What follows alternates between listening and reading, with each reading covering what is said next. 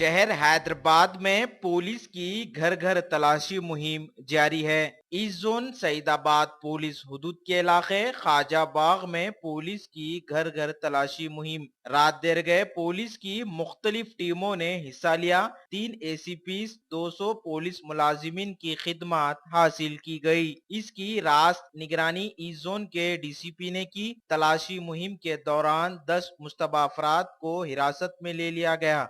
22 मोटरसाइकिलों, 4 ऑटोस और 60 से ज्यादा गैस सिलेंडरों को पुलिस ने जब्त कर लिया। जब पुलिस मुख्तलिफ इलाकों में पहुंची, अवाम में खौफ व दहशत की लहर दौड़ गई थी। कई घंटों तक तलाशी मुहिम जारी रही। मीडिया से बातचीत करते हुए ईस्ट जोन के deputy commissioner of police doctor Ravinder ने बताया।